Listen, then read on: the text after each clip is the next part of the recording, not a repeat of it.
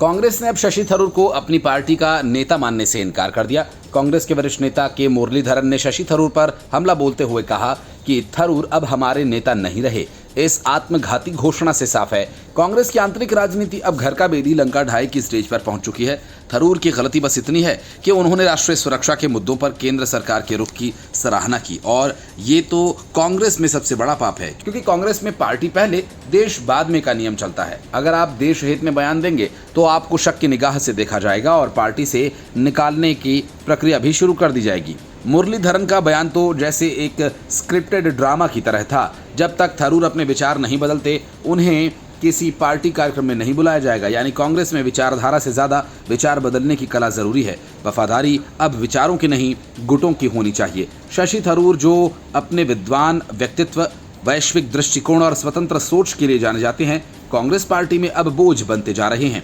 उनकी गलती ये भी है कि वे विचारधारा की गुलामी करने के बजाय तर्क और तथ्यों के आधार पर बात करते हैं, और यही आज की कांग्रेस को नागवार गुजरता है। जब थरूर ने आपातकाल की आलोचना की तो मुरलीधरन को चोट लग गई। लगता है कांग्रेस अभी भी 1975 वाली मानसिकता में जीवित है। सवाल मत पूछो, सिर्फ सिर झुकाओ। कांग्रेस के सिपाही उदित राज तो थरूर को बीजेपी ज्वाइन करने तक की सलाह दे बैठे। यानी अगर कोई नेता राष्ट्रहित की बात करे तो वह संघी घोषित हो जाएगा। अब राष्ट्रवाद भी पार्टी लाइन के खिलाफ साजिश हो गया है।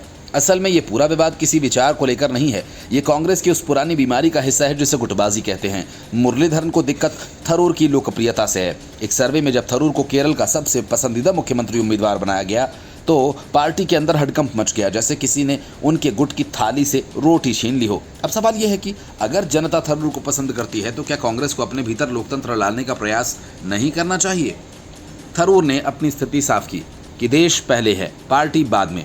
पर अफसोस कांग्रेस में ये सोच गुनाह बन चुकी है। पार्टी के कुछ वरिष्ठ नेताओं को लगता है कि थरूर का राष्ट्रहित में सरकार के साथ खड़ा होना पार्टी के खिलाफ साजिश है, और अगर कांग्रेस यही मानती है तो उसे खुद से ही सवाल करना चाहिए कि क्या ये वही पार्टी है जिसने आज़ादी की लड़ाई लड़ी थी, या अब सिर्फ परिवार की गुलामी करने वाली संस्था बन चुकी है। 2026 का केरल विधानसभा चुनाव सामने है और कांग्रेस की हालत किसी रिटायर्ड हारमोनियम जैसी हो चुकी है जो हर कार्यक्रम में बेसुरा बजता है। गुटबाजी, असुरक्षा और थरूर जैसे नेताओं को किनारे लगाने का सिलसिला पार्टी को खत्म कर देगा, क्योंकि अगर कोई थरूर जैसी शख्सियत को भी सहन नहीं कर पा रहा है तो बाकी का हाल क्या होगा, इसका अंदाजा लगाना मुश्किल नहीं। Bureau report, news of India.